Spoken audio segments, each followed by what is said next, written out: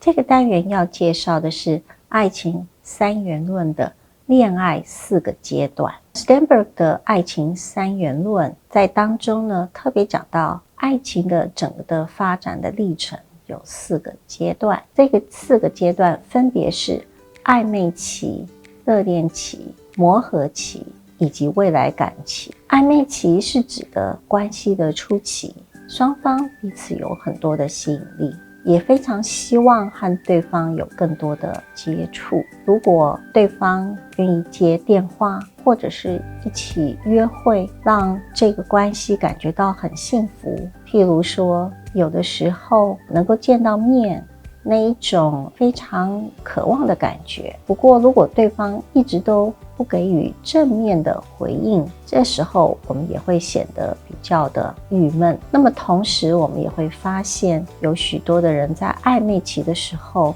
是面对一个不确定的因素，那就是有很多的遐想，有很多的盼望，但是也有很多的不确定。这种不确定带来有很高的一种神秘感，甚至也有一些焦虑。如果不确定太久的时间，也会让心里觉得有一点难过跟难受的。恋爱高手常常就能够很巧妙地平衡这一种不确定性，而让关系维持在一个平衡点，让对方又想要接近，而又觉得非常的不确定的那一种又爱又恨的感觉。随着关系的进展，有可能进到下一个时期，这个时期叫做热恋期，也就是在这段时期当中，双方有比较多的确定，但是呢，也有比较多的独占性。那在热恋期的时候呢，一段感情可能很甜蜜，也还没有什么吵架，就非常非常的肯定对方。那么在这个热恋期最高的时期呢，可能我们眼中只有看到对方的好，而其他的缺点都显得不是那么的重要。那么在热恋期的感觉当中持续一段时间以后，也可能激情会稍微的下滑，这时候我们就有时候会感觉到自己没有那么爱对方了。这种热恋期也常常发生在一方刚刚与前面的伴侣分手的时候而产生的，叫做篮板球的恋爱。篮板球呢，从英文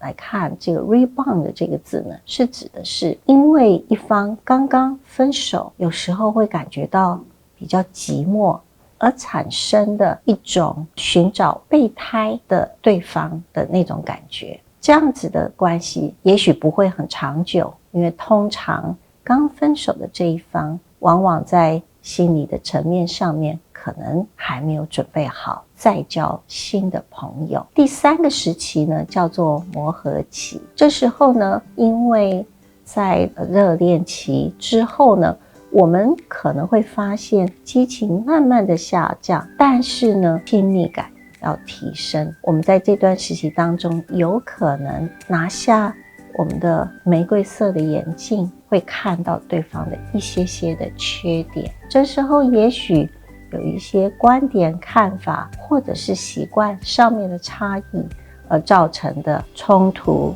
或者是甚至于是吵架。那这样子的考验在磨合期当中呢，我们也有可能面对到这个关系是不是要继续这样子的问题。那么通常如果我们在形成了信任、接纳跟诚实的面对的这样子的关系的时候，我们继续下去的可能性是比较有充分的条件的。这个时期也都会常常说他以前不是这样，我从来都不知道他是这样子的人，这一类的感觉。其实实际上有些人也认为这个磨合期才是2个人真正认识的开始。所谓的因为不了解而交往，因为了解而分手，可能就是在磨合期。磨合期的考验如果能够顺利的通过，就可以进入到更长久的一种承诺的时期。但是有2个类型的人可能会通过，一个是习惯了这样子的关系而决定或是不舍离开，另外一个呢是认为对方的缺点刚好